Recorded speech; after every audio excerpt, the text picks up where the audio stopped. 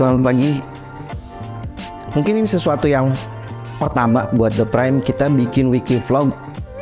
Ini lebih ke bercerita, mendongeng apa yang The Prime lakukan seminggu sebelumnya.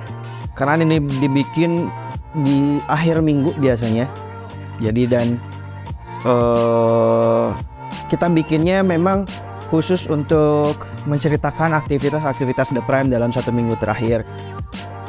Aktivitas yang kita highlight, bagaimana The Prime satu minggu terakhir ini sudah melalui apa aja. Kalau saya di bagian top management atau di C-level itu melihat secara keseluruhan bagaimana The Prime beroperation, bagaimana mendevelop sebuah project, terus bagaimana The Prime mencari market dan seterusnya. Kurang lebih seperti itu. Nah, ini menjadi video pertama atau vlog pertama yang mungkin yang belum tahu apa itu sih The Prime ini apa sih gitu. Bagaimana posisi The Prime itu seperti apa gitu. Nah, saya ceritakan secara singkat. The Prime itu adalah sebuah teknologi company. Kita menyelesaikan problem klien itu menggunakan teknologi, menggunakan apps, mobile apps, web apps, atau infrastruktur teknologi, atau alternatif solution lainnya, tapi khususnya di bidang teknologi. Meskipun secara outputnya nanti akan berbentuk apps atau berbentuk ya software, tapi kita menyelesaikan atau memberi konsultasi pun dengan dari sisi bisnisnya. Bagaimana membuat bisnis proses yang efisien, bagaimana menarik data finance secara efisien, kurang lebih seperti itu, sehingga outputnya nanti di bagian software atau di bagian infrastruktur teknologinya dia jauh lebih efisien, sehingga bisnis klien kita ini bisa berkembang atau lebih efisien, kurang lebih seperti itu. Nah, The Prime ini khusus untuk bermitra atau klien datang ke kita itu menyelesaikan problemnya dan kita kasih solusi menggunakan teknologi, kurang lebih seperti itu. Nah, itulah adalah The Prime.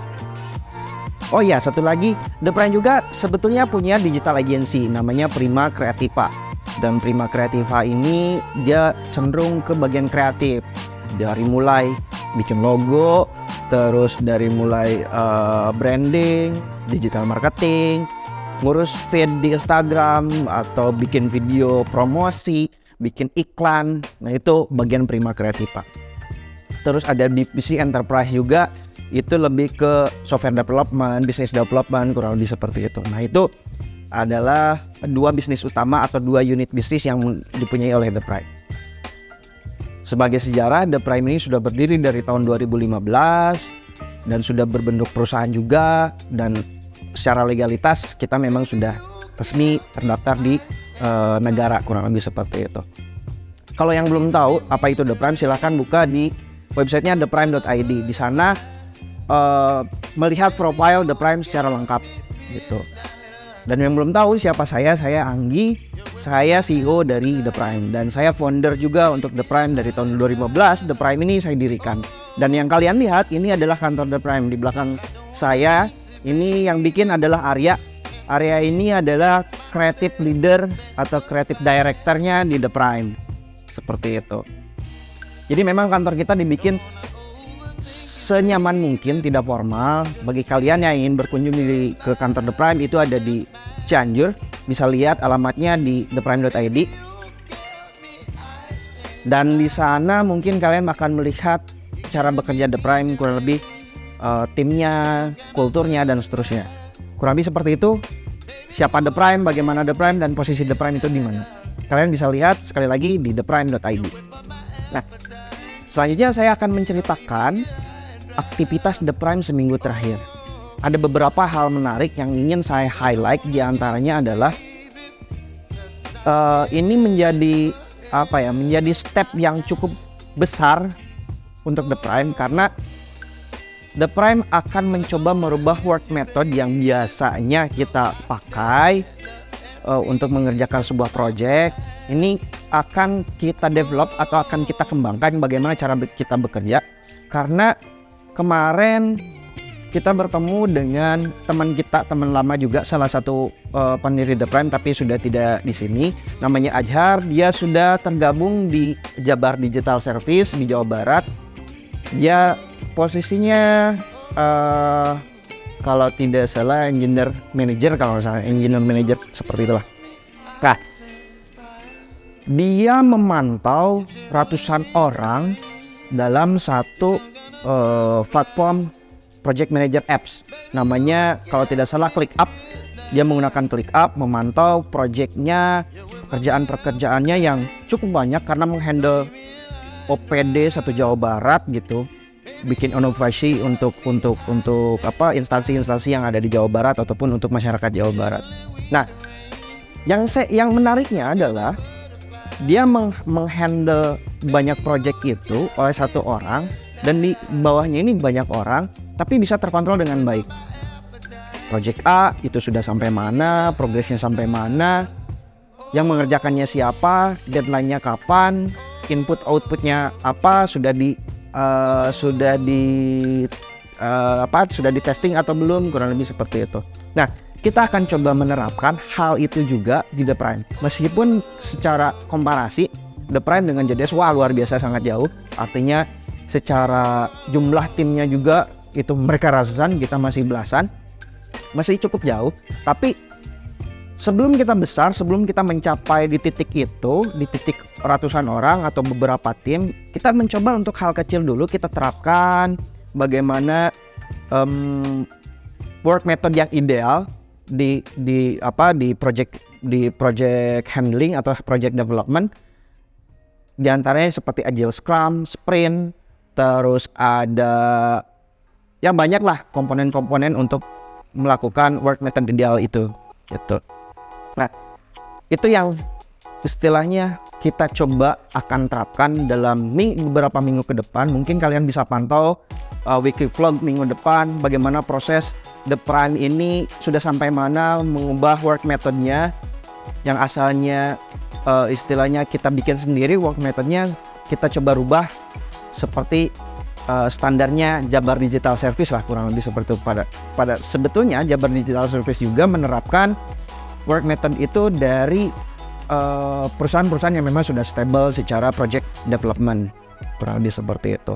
Nah, diharapkannya adalah The Prime ini bisa menghasilkan dan memperhatikan bagaimana proses dari project itu berjalan, dari mulai awal project itu masuk, mulai briefing, review, observation awalnya, terus proses pengerjaannya, terus bagaimana delivernya, bagaimana bug fixingnya jika terjadi bug atau revision, terus bagaimana deliver ke klien, sampai semua komponen atau semua proses-proses ini bisa termonitor dengan baik, sehingga kita memperhatikan dari sisi kualitas, kita memperhatikan bagaimana customer satisfaction atau kepuasan dari kepuasan dari customer gitu. Sehingga ini sesuatu yang menarik ketika misalkan customer atau klien kita datang ke sini, dia mendapat sesuatu yang memang wah ideal gitu, ideal sesuai memenuhi ekspektasi project itu sendiri. Nah, ini sesuatu yang memang buat The Prime hal yang baru, tidak mudah untuk menjalankan. Kita akan mencoba mendevelop atau mengembangkan itu secara perlahan, karena sesuatu yang baru yang memang kita akui itu bagus, tapi belum tentu pada pelaksanaannya ini menjadi gampang. Enggak juga, karena istilahnya The Prime sudah punya culture, sudah punya kebiasaan, punya habit.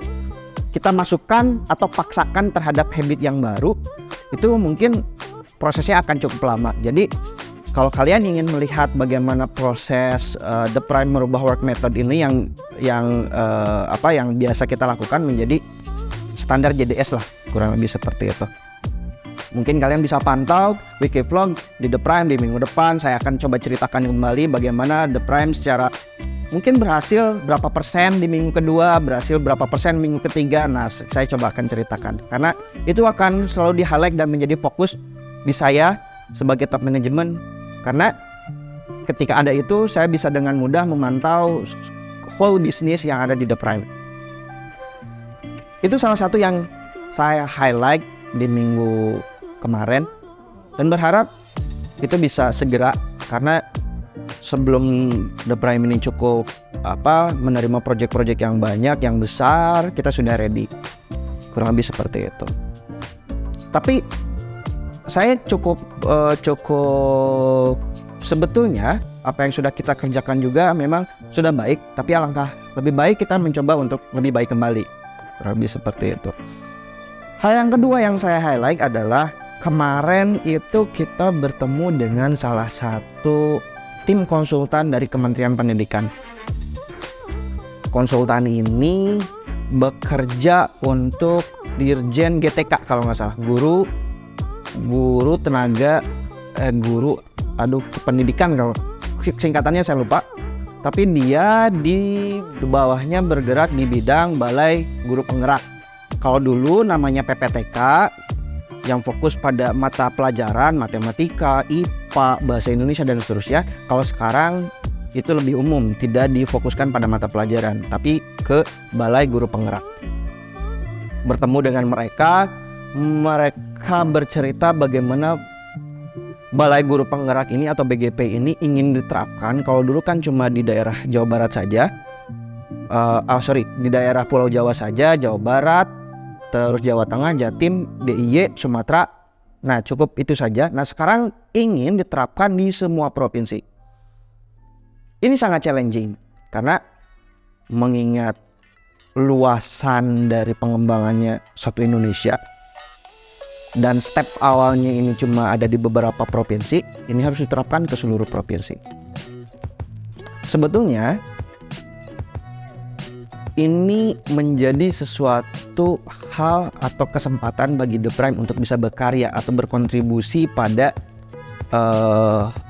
disebut permasalahan karena kalau tidak ada guru penggerak, mungkin secara perkembangan dari bagaimana guru itu bergerak untuk mengajar dan lain-lain, itu dengan adanya itu bisa terbantu, kurang lebih seperti itu. Nah, ini The Prime ingin berkontribusi pada pengembangan itu, sehingga kemarin hari ini sih memang kita belum fix, belum secara official tergabung atau mengkontribusikan The Prime untuk proyek itu.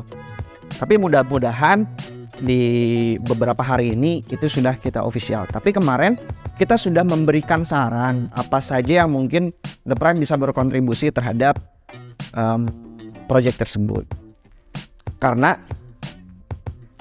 tim konsultan ini dia mempunyai banyak banget tim, sampai ratusan orang, untuk menyelesaikan